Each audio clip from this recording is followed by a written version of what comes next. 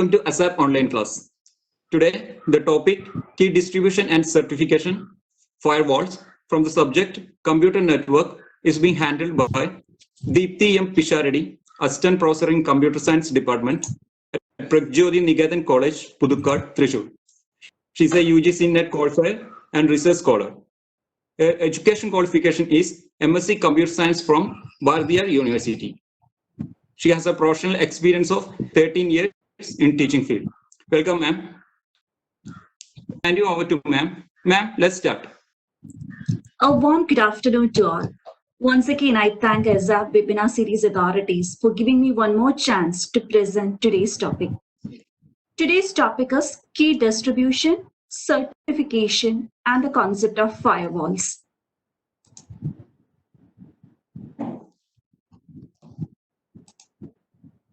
The contents of today's presentation are, we'll look through an introduction to network security, and we will see some authentication problems, and we'll see what is digital signature, and how the keys can be distributed among users, and what are the certification authorities involved in this key distribution, transfer, and all, and we'll see firewall basics. So, what is network security?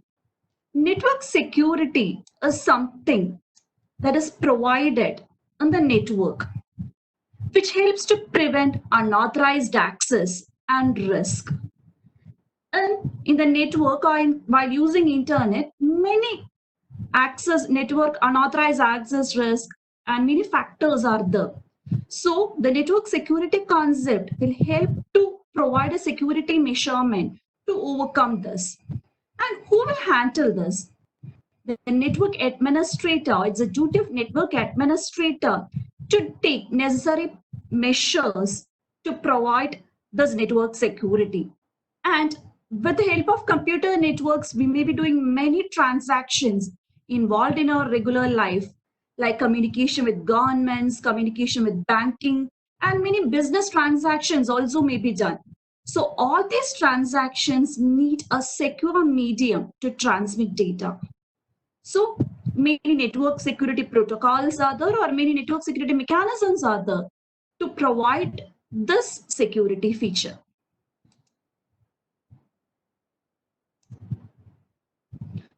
And what are the goals for a good network security architecture? And first one is confidentiality. When a sender sends some message, only the receiver should understand the contents of the message, or there should be some secrecy mechanism between the sender and receiver. So the content should be in a secret manner. For that, there are many network security algorithms that helps to encrypt the message before sending. And when the message is received to a receiver, he or she can decrypt the message so that he or she will get the original form. And the goal of confidentiality is that only the sender and the intended receiver should understand the message content. The second network security goal is that both the sender and receiver want to confirm the identity of each other. I want to be sure that an X is receiving my message if it is intended for X. And X needs to be confirmed that I am sending the message. So the identity of the user is meant by authentication. The next goal is message integrity. This is one of the important security goals. Once a message transmitted, it should not be altered by any others in the network. So the sender and receiver should make sure that the message transmitted over the network or the message received by the receiver has not been altered. And that goal is called message integrity. And the last network security goal is access and availability. There are many services like banking servers or business transaction service for an organization. And these services should be accessible for those intended users, and nobody should deny this access, or the service should not be denied from a person who is really intended to use that service. So these four are the major network security goals, and they are confidentiality, authentication, message integrity, access, or availability of service. Next, what happens when something happens, or what is network security attack? If the four goals are not achieved or anyone is not achieved, we can say that some network security attack has been happened. If somebody has seen our message, it's a network security attack. Or if someone has modified our message, it is again a network security attack. If someone has denied service, it's again a network security attack. So the network security attacks can be classified into three categories, and they are threat to confidentiality, threat to integrity, and threat to availability of service. So these are the main or major security attack areas: confidentiality threat, integrity threat, and threat to availability. And under confidentiality comes two security attacks, and they are snooping and traffic analysis. So what is snooping? Snooping refers to unauthorized access to or unauthorized interception of data. That is someone seeing our secret message. That's the meaning of snooping. And how can we overcome the snooping? In order to attach some secrecy mechanism to data, one method is encrypt the data before transmission. And not only those intruders are happy with the data, sometimes they are happy by monitoring our email ID or our IP address and so on. So that threat is traffic analysis. Intruder try to analyze the traffic of sender or receiver by monitoring email address, IP address, and so on. So these two comes under threat to confidentiality. And the next threat is threat to integrity. Where comes four different attacks like modification of data. Someone receives our data in between and modify the data and send to receiver, so that the receiver always gets a modified version of the original data. And next one is masquerading. Masquerading as a snooping happens when the attacker impersonates somebody else. Someone in between act that he is a sender. That kind of attack is called masquerading.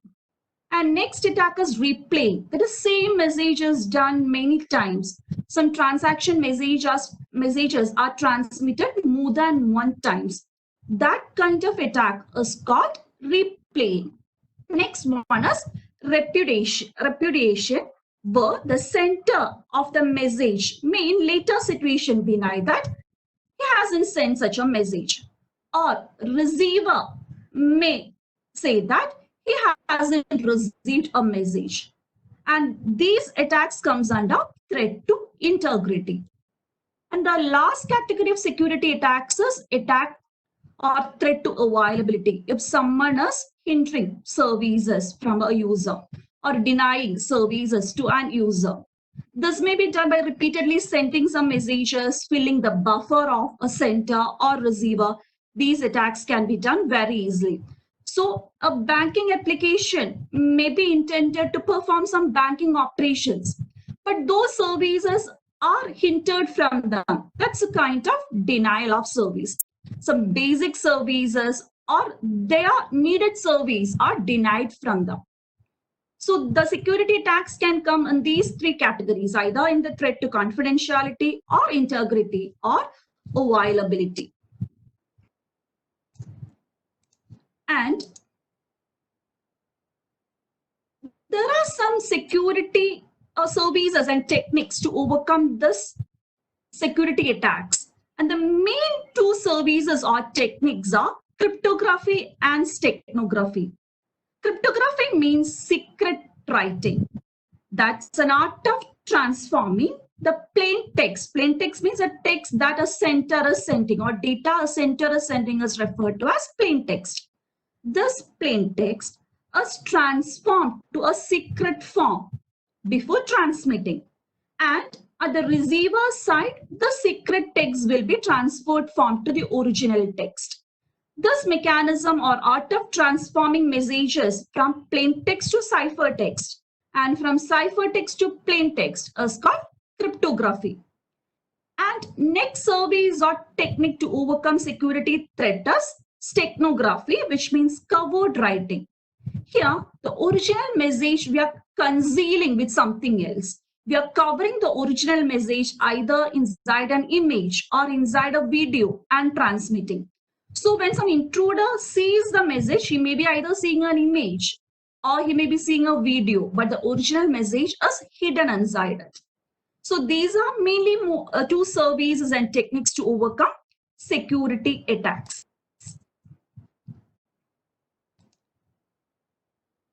And now we will go on to our authentication problems or how to overcome the security issues, key distribution, digital signatures and all. Before that, we need to familiarize with few characters or few friends that we see across in these network algorithms. And three main characters are Alice, Bob, and Trudy. Here, Alice and Bob are friends, but Trudy is an intruder. And Alice or Bob can be lovers or some soldiers who are exchanging some secret information. Anyway, they are friends. So they always need to communicate some messages in a secret manner. But this Trudy is a person who stands in between, try to receive the messages sent between this Alice and Bob, trying to modify the message or trying to impose some security attack mechanisms in their transmission. So these three are few important characters while dealing with algorithms. And when we say about this intruder Trudy, intruders can be of two types. They can be either a passive intruder or an active intruder. Passive intruder is one who can just listen to some other's message or record the control and data messages on a channel. They will listen, record and control messages in a transmission media. Whereas an active intruder, what it does is, he will remove the messages from the channel or will add some new messages or he will modify the existing message. So that category of intruder is active intruder. Trudy can be either a passive intruder or an active intruder. And in real life, who might be this Alice and Bob? Alice or Bob can be a web browser or a web server used for any electronic transactions. Online purchase, we are using browsers for online purchase. We are using some apps for online purchase. Those apps or browsers can be characters like this Alice and Bob. And an online banking client or a server can be two characters like Alice or Bob. A domain name server can be someone related to Alice or Bob. Or some routers that exchange routing informations can also be characters like Alice or Bob in real life. Alice and Bob are some imaginary characters, but these are some real life characters which real life data that replaces Alice and Bob. And what are these bad guys doing? As told earlier, they will perform some network security attacks. They will intercept message or actively insert some new messages to a network connection, or they will take the address of recipient or address of sender that will be done by this bad guy, and they will take cover or hijack ongoing connections are removed by sender and receiver. They may insert some new connections between an authenticated server and receiver. And in some cases, they may deny some services from sender or receiver by overloading resources or by filling buffer size of sender or receiver. So intruders usually perform these kinds of activities in the network. And when coming to the language of cryptography, it's a mechanism or technique to overcome this network security attack. We will see few terms and technologies. These technologies are again needed while dealing with digital signatures, message digest and all. So normally Alice or Bob or some center will send some data which is plain text or clear text. Before sending, center will encrypt the data. The secret message will be, or this plain text will be converted to a secret message by using some encryption algorithm. For that, they normally use some key. There are basically two categories of key. Either they can use symmetric keys or public key. First, I will say about symmetric key system. Symmetric keys are some secret keys that are shared between sender and receiver. So plain text is encrypted to ciphertext with the help of this encryption key.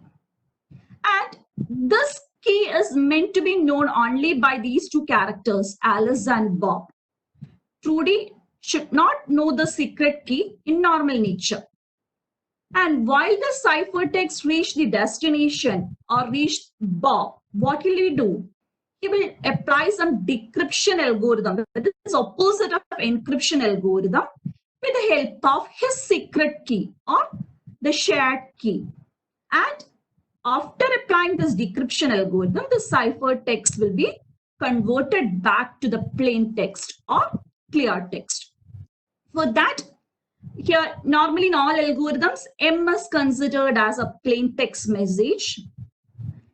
Ka of M, that is, we are performing some operation on message M with the help of a key, encrypted key. This plain text will be converted to ciphertext. When we apply some other operation or decryption operation on the ciphertext, what we will get back? We will get back the original plain text. So for that, we can either use symmetric key systems or public key systems. In case of symmetric key system, both Alice and Bob's keys are identical, but they are in a secret manner shared among both Alice and Bob. But in case of public key systems, the Alice key is known by all. It's a public key. Whereas decryption is performed by Bob by using a secret key. Such cryptographic systems are called public key systems. And now we will see some authentication problems. For that, again, these characters coming to see. The first authentication problem, we'll first see the scenario and we'll see what's the problem. See, what is authentication? Authentication is a mechanism by which someone is proving his or her identity. I'm proving my identity by saying I'm so and so, or I'm proving my identity saying some secret message. So that's a mechanism of proving one's identity, and that mechanism or process is known as authentication. One single authentication protocol, which is called AP 1.0, is that just Alice authenticate herself by sending a message and Alice to Bob. And what's a failure scenario on this? Actually, Alice is sending message to Bob. But what will this intruder Trudy will do? Trudy will send a message to Bob saying that here's Alice. So in the network, this Bob cannot see Alice. So by seeing this message, Bob will think that this message is from Alice and will start transmitting some messages. So here Trudy is simply declaring himself or herself as a Alice or as an authenticate person and trying to prove the identity. So this is a common authentication protocol used and the problem with that protocol. And we will see the next protocol. So now we shall go to the second authentication problem. In the second protocol, the first case, Alice just say that I'm Alice. But in the second case, Alice is sending two data to prove her identity. One is her IP address and second is a message saying that I'm Alice. Is there any failure scenario here? The failure scenario here is, again, this Alice IP address is stolen by this Trudy, or he will type to perform some snooping, IP spoofing. Then he will create a new packet where the two messages, one is the RAM Alice and second one is Alice IP address. So with this two data, he will again send a message to Bob showing the identity that it's not Trudy, it is Alice. So Trudy is here creating a packet called spoofing with the help of Alice IP address. So this is also failure. And the third authentication problem or authentication protocol is, Alice is sending three data now. She is sending her IP address, her password, and a message saying, I'm Alice. And if it reads safely to Bob, he or she can authenticate the sender as a genuine person. But here also, there is an intruder, Trudy. What he will do? He will try to capture the data sent by Alice. So which contain Alice IP address, password, and am Alice. And what does this Trudy do? Trudy will resend this package to Bob. So who will be sending back this acknowledgement? Bob will send the acknowledgement, but the acknowledgement is sent back to Trudy, not to Alice. This type of attack is called payback attack. That is, Trudy is recording Alice packet. Actually, this message is sent by Alice. This Trudy uses some recording mechanism to record this packet, and this recorded packet is sent to Bob. This kind of attack is called playback attack. So even this authentication protocol is a failure. And next authentication protocol, where Alice used some other mechanism. Well, that is, Alice is sending her IP address, her password, but password is sent in an encrypted form, and a message saying that her identity, I'm Alice. If the Bob receives this message, Bob will send back an acknowledgement showing Alice IP address, and the transaction is okay for he or her. And the failure scenario here is, here also this Trudy will do some playback recording mechanism and will perform some attack. So the Alice packet is recorded again by Trudy, and this Trudy will play back this data in a later situation to Bob. So the poor Bob will again authenticate for this data. Just by recording this data, this Trudy may not be able to decrypt the password, but by recording this data, he is trying to attack or performing some network attack here. Again, there are many authentication problems. To overcome the previous problem, what the network system doing is that initially Alice will send a message, I'm Alice.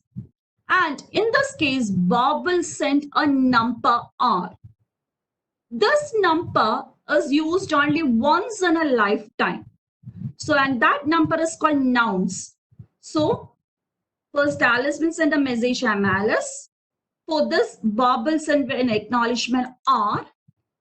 And in the next step, Alice will send a message to Bob saying that he or she is live. And only Alice knows how to encrypt the nouns, since this is for this they are using a shared key that is shared between Alice and Bob. But even this encryption or authentication mechanism is a failure. So what kind of attack is done in such case, we can see here. The attack done by Trudy in case of using nouns and encrypting data and sending that authentication protocol, the attack done by the intruder Trudy is called the man in the middle attack or bucket brigade attack. So here what Trudy is doing, we can see the algorithm is shown in this slide. In the initial step, Alice will send a message, I'm Alice. But this message is received by our intruder, Trudy. So Trudy will send a message, I'm Alice. And the Bob will send back an acknowledgement, which is a nouns or a one-time integer, one-time number. And the Trudy will encrypt a message saying that, please send me your public key. Sorry.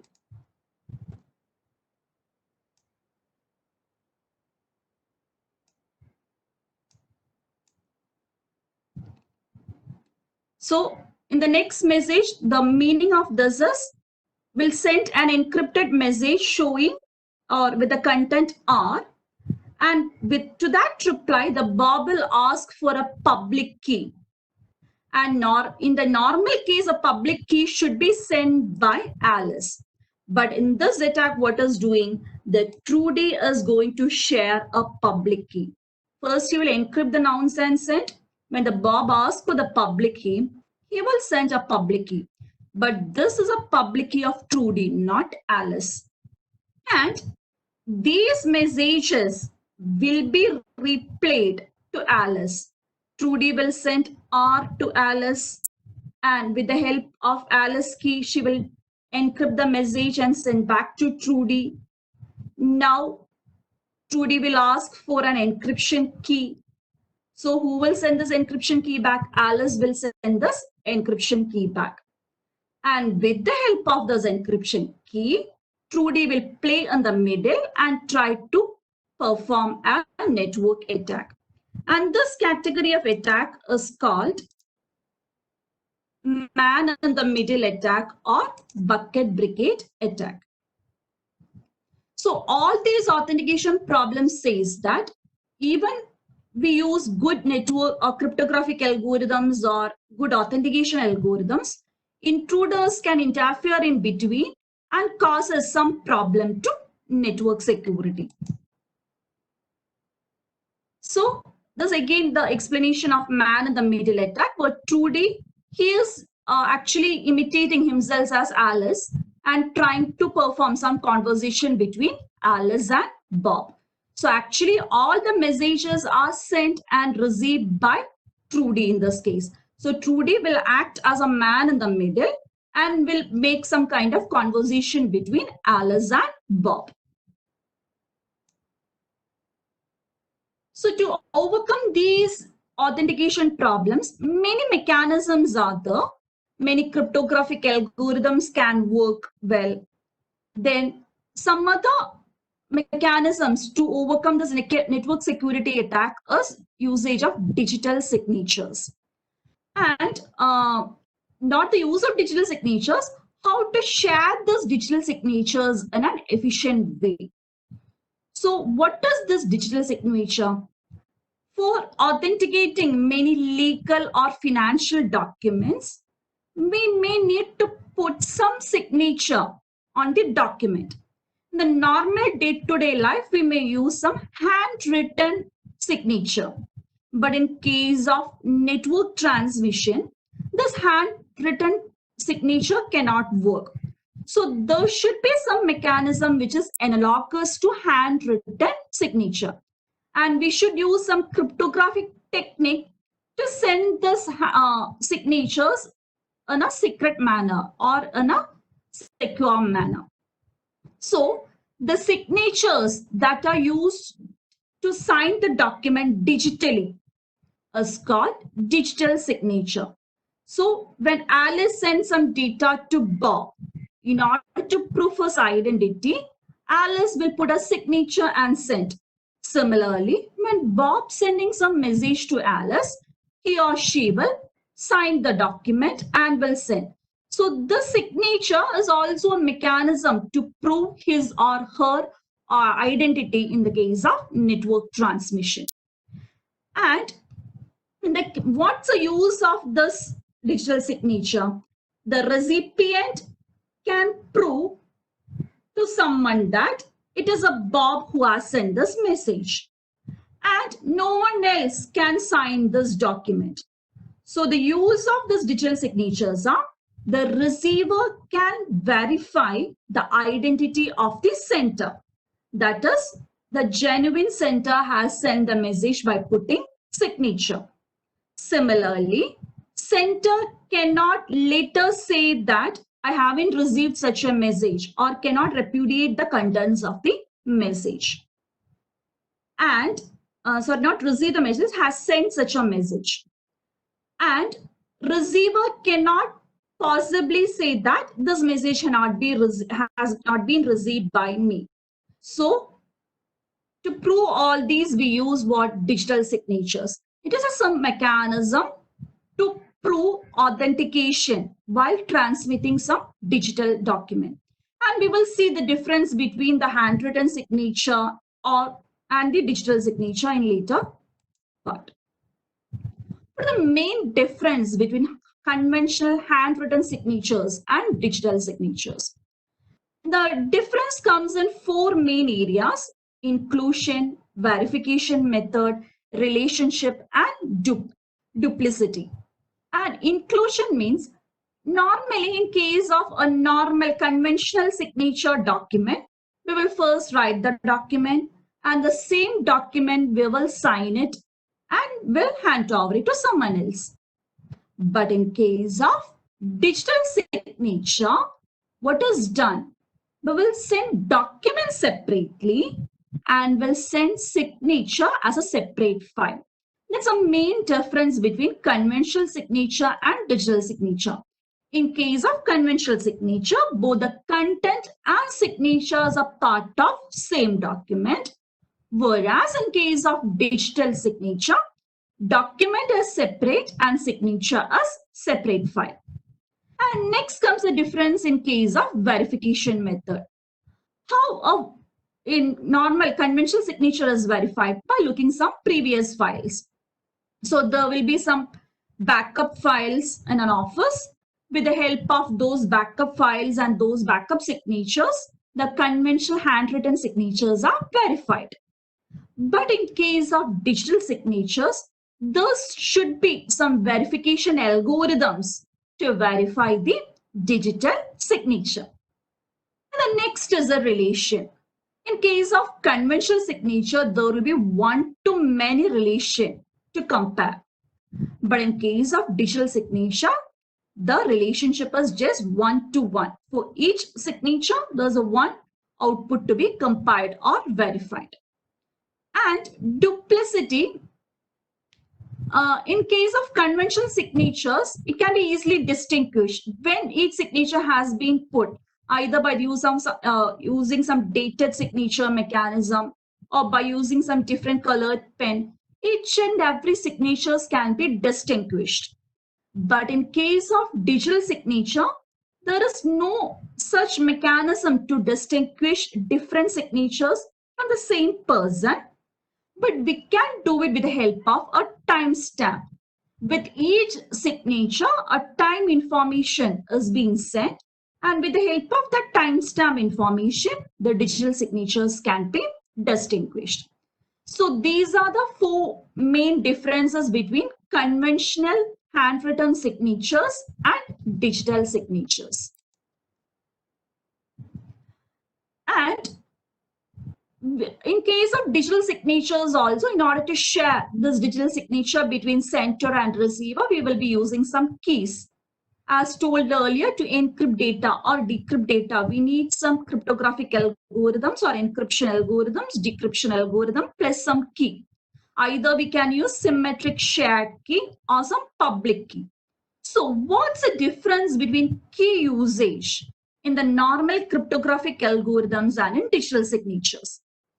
In case of cryptographic systems, which use a public key system, not a symmetric key system, but which use a public key system, sender always encrypt data with the public key of the receiver, and the receiver uses his or her private key to decrypt the data. That is, sender is using public key of the receiver to encrypt the data, and the receiver uses private key of himself or herself to decrypt the data. But in case of digital signatures, sender uses her private key to encrypt the signature and send. And the receiver should use sender's public key to decrypt this digital signature. So in case of digital signature transmission, sender uses his or her private key and the receiver uses sender's public key. That's a main difference in the key usage between cryptographic systems and digital signatures. And how a symmetric key signature works. In case of symmetric key signature, the sender and receiver will be using same key. So there should be a mechanism to exchange this key between sender and receiver.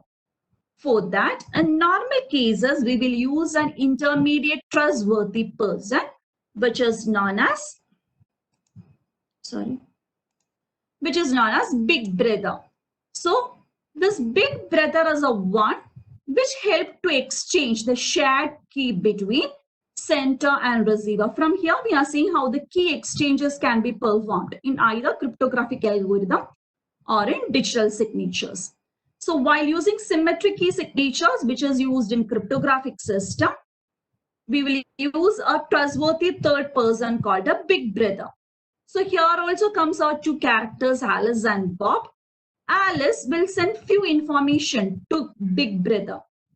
Alice will send Alice identity, which is A, and Alice will send some encrypted message to B.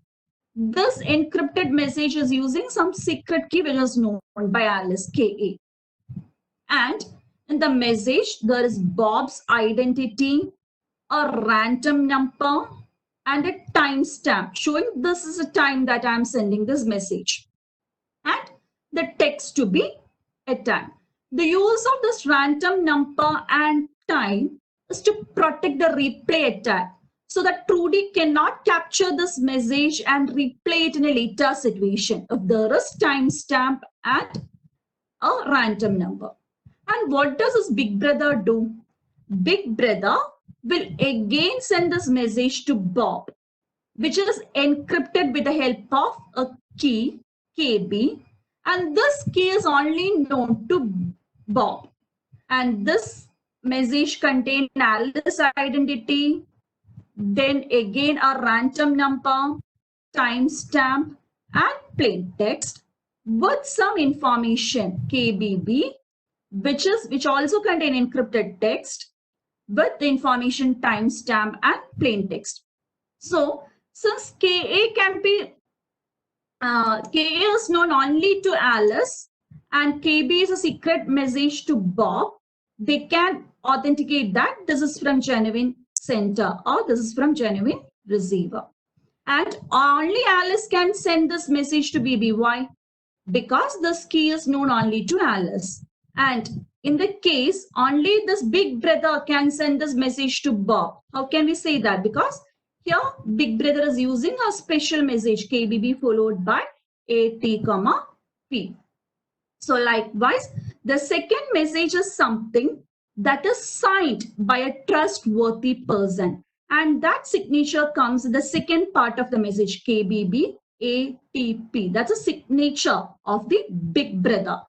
To prove that this a big brother is sending this message to Bob, and all these messages are received from Alice, not from an intruder. And this big brother is a trustworthy person.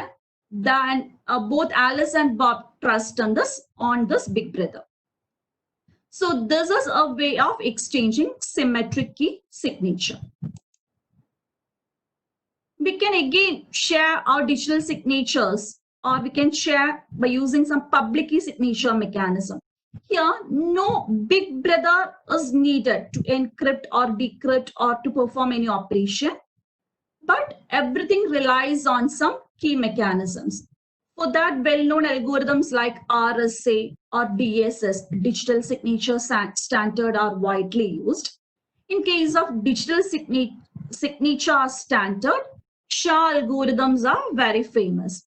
So here, Alice uses her private key to send some information, and Bob, after receiving, Bob can use Alice's public key to decrypt the messages in case of digital signature, but reverse in case of cryptographic systems. It's already told before, so I'm not repeating.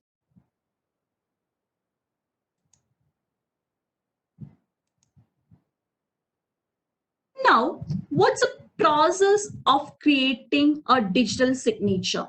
Now we have seen before how the signatures can be exchanged with the help of key, either symmetric key mechanism or public key systems. Now, what's the process of creating signature? So sender always uses a signing algorithm to sign the message.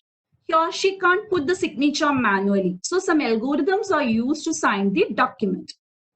And the message is sent as a separate file and the signature sent as a separate file to the recipient. While the recipient receives the message, the signature part is separate and message part is separate.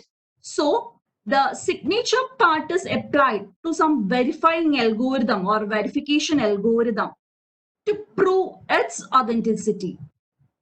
If the result is true, the message a message has been received together with the signature, the message will be accepted by the recipient.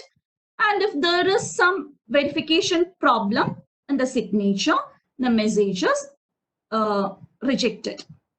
So in a digital signature, always the signer uses his or her private key, and on the recipient side, a private key with the help of a signing algorithm to send the data, and the recipient uses public key of the signer to decrypt the data and verify the signature. So that process is shown here. Here, if Alice needs to send a digital signature to Bob, what Alice does?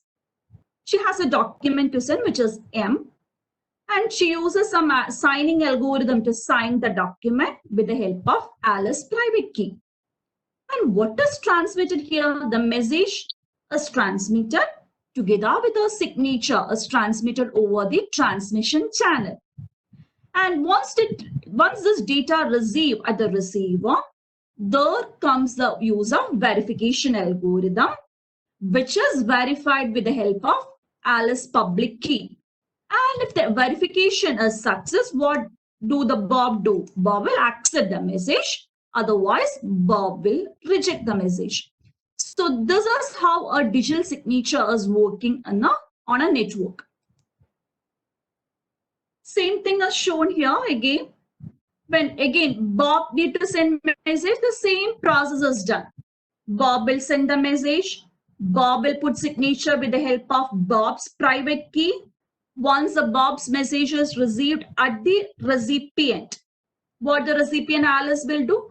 Alice will decrypt the message or decrypt the signature with the help of Bob's public key.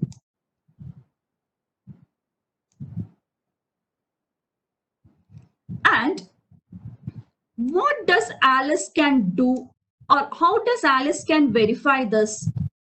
When a message is received by Alice, here in this example, I'm showing the opposite example. Bob is sending a message and Bob is putting the signature and sending. So Bob is sending a message. Bob is putting a digital signature on it with the help of Bob's private key. Bob's private key is represented as KB here. So this is Bob's private key KB. KB is applied to message and signed. And when the message is received at the recipient, the Alice will use Bob's public key to decrypt and verify the message. Once the verification algorithm is applied and if we get back the original data, this can be considered that it's a Bob who has sent this message. So thus Alice can verify Bob has signed M. No one else have signed M. And Bob signed M, not M dash. If it was some others who signed the algorithm, we could have got some other message. If the data was M, After applying both keys, we will get what back? We'll get M back. If it was somebody else who signed it, some keys may have changed in between, either KB or KB. Inner KB or outer KB can be changed, so that we will get some other message M dash. So Alice can take the message M since the signature is from Bob. And normally, if the size of messages are too long, it is too much, the computational cost to encrypt the data with the help of public key encryption technique is very high. So it's computationally expensive to use public key encryption techniques for a long message. In such situation, we can use a concept of message digest or cryptographic hashing technique. So message digest is nothing. For a large message, we will apply some hash function which will convert this long message to fixed length fingerprints or fixed length short messages. So when this is done, we can reduce the computational expensivity or cost of public key encryption techniques. So for that, what we have to do? We have to apply hash function on a long message, which will help to get a fixed size message digest. Or this fixed size small messages are called message digest or fingerprints. And the center of data has signed the data before transmitting. So the receiver can again check this by applying hash function, which we'll see in the coming slides. And what are the properties of this hash function? It processes many to one relationship. It produces fixed size message digest. For a long message, it will produce fixed size message digest. For a given message H, if we apply a hash function, we will get a result M. Or there is only one result for a message X. So these are the two important properties of a message digest algorithm or hash function algorithm. For a given message digest X, it is computationally infeasible to compute, infeasible to find or compute a message Y such that H of Y equal to X. If we apply hash function to X, we will get only a particular value, which will be very much different from hash function of Y. That is, Y is some other message. No two messages will get same result after applying hash function.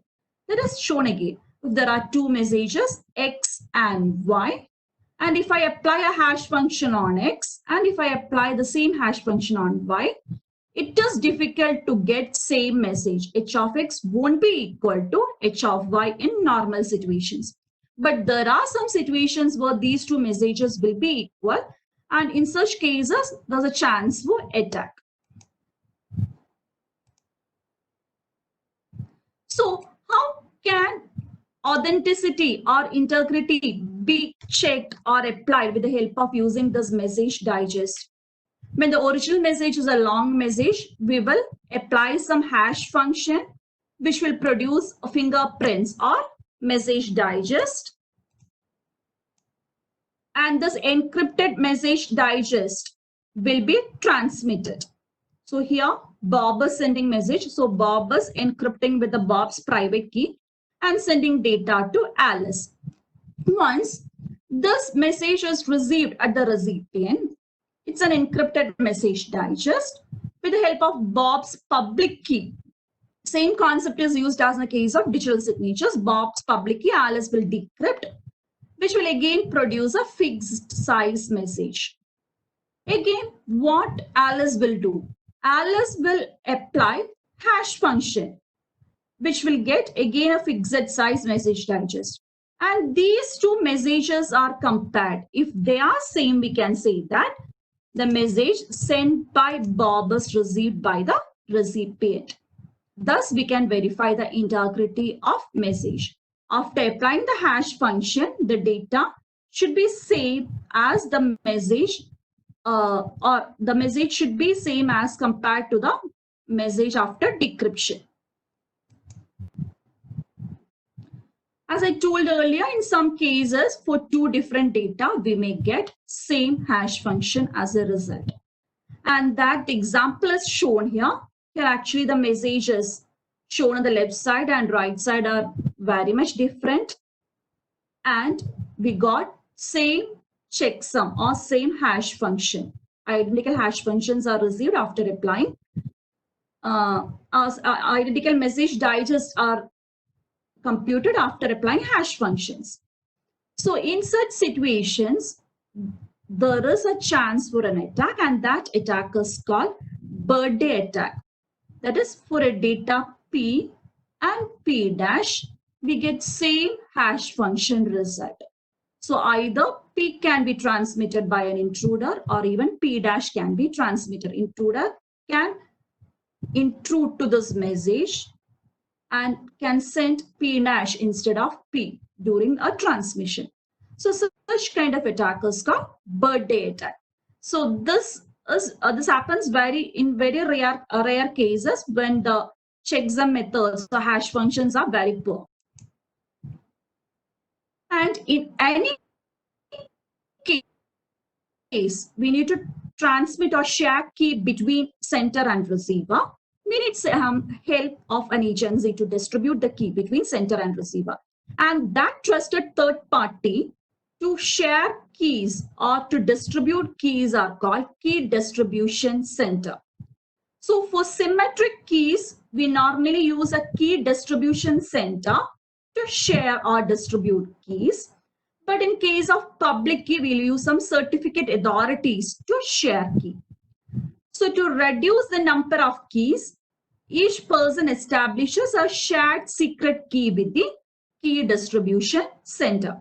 And how this key distribution center works, the procedure is shown below.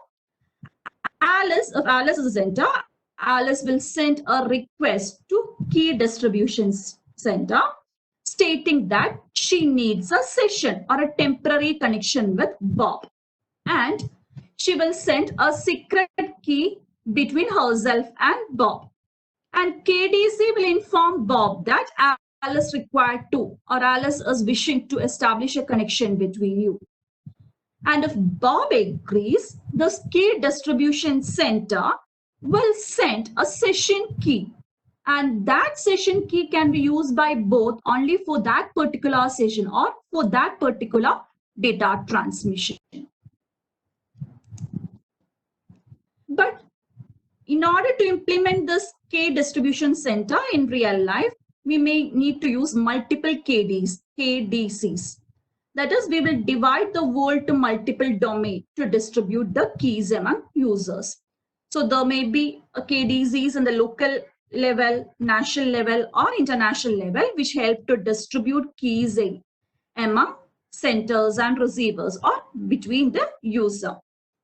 Anyway, these KDCs are used to share a shared key between users. And the main use of using multiple KDCs is in case here to one KDC, some others can act in between two keys. So it can redundancy can and the data will be redundantly stored in multiple KDCs, so they can act in case of failures. And how to create a session key using KDC? As told earlier, Alice will send some message to KDC showing that she or she is wishing to exchange some data. And first KDC will contact Bob. If Bob is willing for that data transmission, KDC will provide Alice with a session key. And with the help of that session key, Alice will transmit data to Bob. And this session key can be called as tickets in some situations. So this ticket is encrypted data which contains Bob's key to transmit, or a secret key that can be used by Alice to share data with Bob. And one of the important key transfer or key distribution mechanism is Diffie-Hellman key exchange. That's a method which is for symmetric keys to exchange symmetric keys. Alice and Bob are two characters, and few values are public. We can say P and Q. So initially, if Alice need to establish or share key with Bob, this is a mechanism to share key between Alice and Bob, a mechanism to share key between Alice and Bob without using an intermediate person or without using a third party.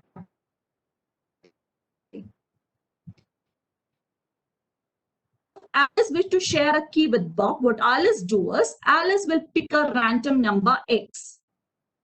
And this random number will be between 0 to P minus. And with the help of that random number, already she has two values are the P and G, which are public. P minus 1, Alice will pick the random number X. And Alice will compute a number R1, G raised to X mod P. And this R1 will be transmitted to Bob. Meanwhile, Bob will pick a random number Y and Bob will compute what? G raised to Y mod P, which is R2. This R2 will be sent back in the third step to Alice. Now, the Alice can compute the key. And the key is like this, R2 raised to X mod P. And what is R2? R2 is G raised to Y mod P raised to X. So the value of key is G raised to XY mod P. But in this case also, Alice doesn't know the value of Y. Bob doesn't know the value of X. But they are sharing a secret key between them. So there's one famous algorithm to exchange key between two users, Diffie-Hellman key exchange. For that, two values are public, P and Q, and Alice will choose a random number X between 0 to P minus 1, and Bob will choose a value Y, which is in the range 0 to P minus 1. Alice will compute R1, Bob will compute R2. When Alice sends a request with the help of R1, Bob will send R2. From R2, the shared secret key is computed by Alice and transmitted to Bob. But in case of public key management, this shared key cannot be transmitted in an easy way. So in such situations, we will use some directories.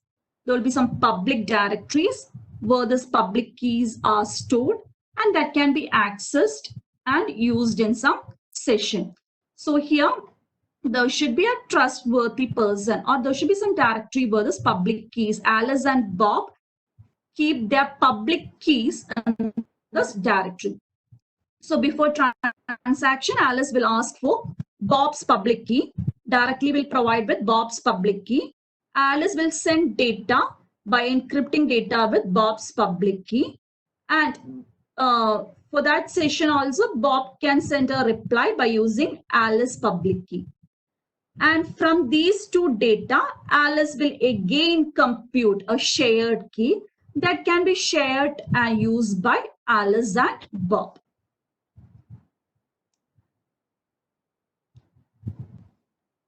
And there also comes the problem of this public key certification. The need for public key certification is shown in the slide. This we'll see with the help of an example. Here, Trudy is ordering an email. That is, Trudy is asking someone for a pizza with 4 pepperoni pizzas enter. And what is Trudy doing? Trudy is signing that document with the help of Bob's signature. Trudy signs the order actually with his or her private key. Trudy sends message to pizza store, and Trudy sends to pizza store her that is Trudy's public key. But says this is Bob's public key.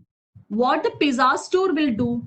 Pizza store will verify the signature and deliver pizza to Bob. But actually, Bob hasn't even ordered such So there comes the problem for the need for certification. Here actually Trudy is intruding the messages or transmitting the messages, acting or signing himself as Bob. So to transmit or to certify this public keys, in the later previous case, what is done is actually Trudy is sending a key and saying that this is my public key. No one is there to certify that this is Trudy's public key or this is Bob's public key. So there should be someone or some trustworthy person to say that this public keys are owned by so and so. And those authorities are called certification authority. So there are some organization to make sure that public keys belong to particular person or particular entity. And the fundamental job of a certification authority is to create a certificate saying that public keys are owned by so and so persons. So certification authority always issues this with the help of a certificate. And these certificates says that the public keys are owned by a trustworthy person. So this is how a certification authority works. If Bob needs to exchange public key with someone, Bob will first visit the certification authority, and the certification authority will create a certificate, and that certificate will contain Bob's public key. But the specialty of this Bob's public key is this public key is signed by a certification authority who says that the signature is authenticated. So this is a mechanism how which public keys can be transmitted or public keys can be shared and authenticated in an effective manner. And when someone receives this certificate prepared by the certification authority, they can decrypt by using Bob's public key and verify it. And in case of we need some other, and the certificates produced by the certification authority will be of different format. So there should be some uniform pattern for this certificate, and that structured way to describe certificate is X.509. Now we'll go to the firewall very quickly. What is firewall? Firewall is either a hardware or software that helps to isolate an organization from security attacks or unwanted attacks. So firewall is a combination of hardware and software that isolates an organization's internal network from unnecessary connections, or by it will allow few persons to get it, but at the same time will block few users. For that, we are using a mechanism called firewall. Normally, it is a hardware device like router or a computer. And what does this firewall do? It will, while some packets arrive to this firewall, it will accept few packets or it will filter out few packets. And the purpose of firewall is to prevent denial of service attacks, to prevent illegal modification or access to internal data, and it also allow only authorized persons to access internal network. And firewalls can be classified as stateless packet filter, stateful packet filter, and proxy firewall or application gateway. And the main difference between this packet filtering is that in the case of packet filtering, if it receives some data, it will either allow it to pass through or it will reject. And here the routers will filter data by packet. And the decision of how to filter the data is based on few parameters like source IP address, destination IP address, TCP, UDP, source, destination port numbers, or control message type, or synchronization acknowledgement bits. And stateless packet filter, the difference between the stateless packet filtering and stateful packet filtering is that in case of stateful packet filtering, the status of TCP and a connection is tracked. Whereas in case of stateless packet filter, the status is not tracked.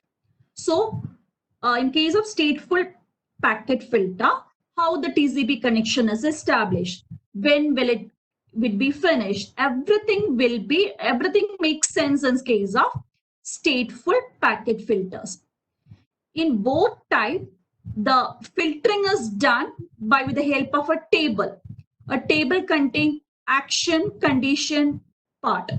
Based on the condition, few actions are done, few data will be allowed, and few data will be denied. And that table is called AZL table, a table of rules to filter packets. That table is called AZL table, access control list. And this is an access control list for a stateful packet filter. And the difference is just it will monitor the TCP connection. But the packet filters told before is applicable to network layer and transport layer. But we may need to filter, or we may need to attach some firewall mechanism in the application layer or in the application gateway. That's called application gateway. Such a firewall is called proxy firewall or application gateway. Here, the packets are monitored even in the application level.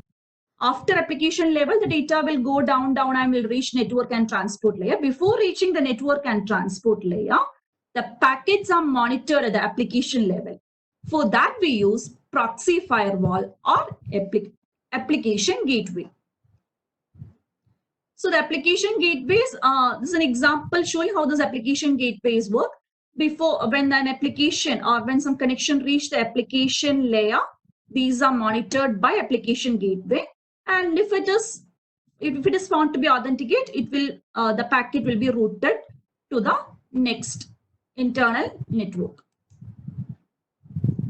And the limitations of using this firewalls and gateways are IP spoofing can be done very easily, and which help to forward data to the network. And in case of multiple applications may need multiple application gateways to work well. And client software also must know how to contact this application gateway. And in case of UDP, there is no policy mechanisms or filtering mechanism. And degree of communication with the outside world and the level of security is not so good in case of few application gateways. If the algorithms are so good, it is okay. But in many cases, or many sites are unnecessarily protected by this firewall, so that the internal organization cannot access those. And best thing is use a better intrusion detection system.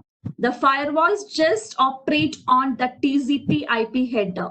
It will just look for address, and based on the address, it will decide whether we need to transmit packet or reject packet. So if we use an intrusion detection system, it will monitor even the contents in the packet. So it will examine, in case of multiple packets, it will examine multiple packets. It will look the mapping from where the data has come and what are the major contents and all will be checked. So better to use an intrusion detection system than a firewall to protect a network. These are the two books that I referred.